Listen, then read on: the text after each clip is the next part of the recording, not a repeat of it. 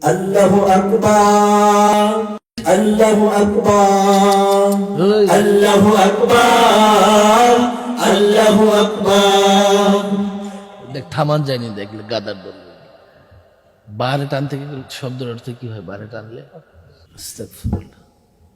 আপনারা দেখেছেন সঙ্গীতের শুরুতে আমি সঙ্গীতটাকে থামিয়ে দিয়েছি। আল্লাহ আকবার, আল্লাহ আকবার। যদি কেউ আকবার বলে, আকবার শব্দের অর্থ হচ্ছে ঢোল। ঢোল তবলা চিনেন তো? আল্লাহ আকবার, আল্লাহ বড়। আর যদি বলে আল্লাহ আকবার, আল্লাহ কি হয়ে যায়? ঢোল তবলা। নাউজুবিল্লাহ বলেন। আচ্ছা, কেউ বলবে যদি সঙ্গীতের জন্যে, সুর মিলানোর জন্যে, কিংবা কবিতা মিলানোর জন্যে তো এদিক সেদিক টানা যায়। ততক্ষণ অনুমতি আছে যতক্ষণ অর্থ বিকৃত না হয়। কোথাও অর্থ বিকৃত হলে, বিশেষ করে যে শব্দগুলো সমাজে পরিচিত, সবাই উচ্চারণ করে, এবং যে শব্দগুলোর ভুল উচ্চারণও সমাজে আছে, তখন যদি সে শব্দগুলোর ভুল উচ্চারণ হয় তো মানুষের ভেতরে শব্দটা পরিচিত হওয়ার কারণে, বারবার উচ্চারিত হওয়ার কারণে এবং ভুল উচ্চারণ থাকবার কারণে তো মানুষ ভুল উচ্চারণটাকেই ইয়াদ করে নেবে, মুখস্থ করে নেবে। খুব সতর্ক হওয়া উচিত। আজকাল যারা সঙ্গীত গায় বা গজল গায়, নাতে রাসূল, হামদে বাড়ি তালা, তাদেরকে বেশি সতর্ক হওয়া উচিত।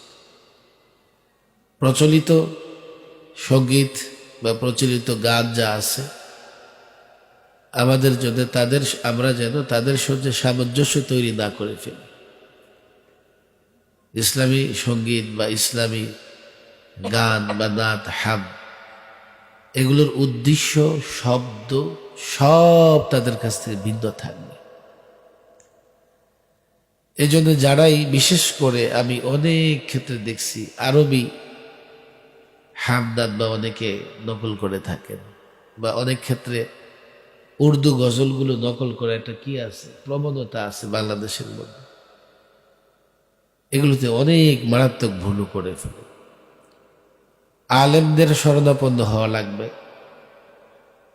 আপনারা জানেন কিনা, পাকিস্তানের একজন অনেক বড় সিঙ্গার ছিলেন, পরবর্তীতে দাওয়াত ও তাবলিগের মেহনতে জুনায়েদ জামশেদ, মাশাআল্লাহ,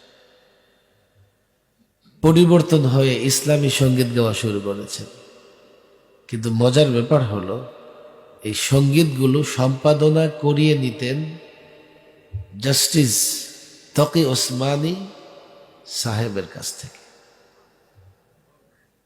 আমাদের ছোটখাটো ছেলেরা সঙ্গীত বানিয়ে গাইতে থাকে, কোনো আলেমকে দেখায়ও না, সম্পাদনা করার প্রয়োজনও মনে করেন। সঙ্গীত লেখা, সঙ্গীত গাওয়া, প্রয়োজন যদি হয় কোথাও, শব্দ মজমুন ভালো হয়, ভালো, তবে এগুলো আগে কোনো আলেমের তত্ত্বাবধানে গিয়ে সম্পাদনা করিয়ে নিতে হবে। চাই দেশের হোক। আজকে আমি জানি না, আমি কত আগে পাকিস্তানে কিছু বেরলভি আছে, বেদাতি, তারা কিছু নাত গায়। নাতগুলো সুন্দর, মানে সুন্দর কণ্ঠে গায়, অনেক ক্ষেত্রে শব্দ সুন্দর, আবেগময়। এগুলো আমাদের দেশের ছেলেরা নকল করতে থাকে। অথচ কিছু জায়গায় এমন আছে, বেদাতীরা রাসূলুল্লাহর সামনে যে সমস্ত শব্দ ব্যবহার করে, আমরা সব শব্দ ব্যবহার করাকে সমর্থন করি না। রাসূলুল্লাহ সাল্লাল্লাহু আলাইহি সাল্লামকে আমরা সবচাইতে বেশি মহব্বত করি, কিন্তু আল্লাহর পরে, এবং রসুল মখলুক, আল্লাহর একজন সৃষ্টি, আল্লাহর গোলাম, মনে রাখতে হবে। এমন কোন শব্দ ব্যবহার করা যাবে না। বেদাতীরা রাসূলুল্লাহর শানে যখন শব্দ ব্যবহার করেন অনেক ক্ষেত্রেই তারা সীমানা লঙ্ঘন করেন। আমাদের দেশের ছেলেরা যখন ওই পাকিস্তানের বেদাতীদের গজল গাইবে, কোনো আলেমকে আগে শোনাবে, কোন পণ্ডিত আলেমকে শোনাবে যে হুজুর আমি এই গজলটা গাইতে পারি কি। আমি মনে করি এই ব্যাপারে আমাদের অনেক সতর্ক হওয়া উচিত। যারা গজল গাইতেছিল ওরাও হয়তো রাগ করতে পারে। দুটা উসুল খেলাফ করছে। এক হলো এত রাত্রে বক্তা আলোচক বসার পরে গজল চলে না। দুই, এই গজল নকল করার প্রবণতা আসছে। আমি এমন অনেক গজলের এক্সাম্পল দিতে পারবো, মাহফিলে গিয়ে গিয়ে শুনছি। শব্দ গলত, উচ্চারণও গলত। কে কারে ঠিক করে? আমি কয়েকজনকে ডাইকে এনে ঠিক করাই দিছি। ঠিক করে দেওয়ার পর আরেক মাহফিলে তাও সে গলতটা বলতেছে। মানে শুদ্ধটাকে গ্রহণ করার যোগ্যতা পর্যন্ত নাই। আমি এগুলোর পিছে তারপরেও পড়ি না। কেন পড়ি না? এই ছোটখাটো বিষয়ে যাতে বিভেদে না জড়ায়। এখানে যে কথা বলতেছি ভয়ে ভয়ে বলতেছি। ছোটখাটো ইখতিলাফের সময় এখন না।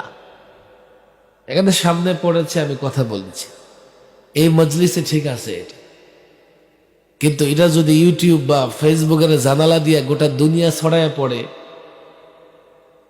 তখন যারা শুনবে হয়তো বা তাদের কাছে এটা মানানসই মনে হবে। তখন তো ঝামেলা, নানা রকমের কমেন্ট আসবে, ওলামাদের মধ্যে আরো বিক্ষিপ্ততা ছড়াইয়া পড়বে, সমস্যা। এখন ইউনিটির সময়, ঐক্যবদ্ধ হবার সময়। ছোটখাটো ভুল ত্রুটি থাকলেও পরস্পরে আলোচনা করে ঠিক করে দিয়ে, পরস্পরকে মার্জনা করে ক্ষমা করে আমাদেরকে ঐক্যবদ্ধ থাকতে হবে, না হলে আমরা এই দেশে থাকতে পারবো না।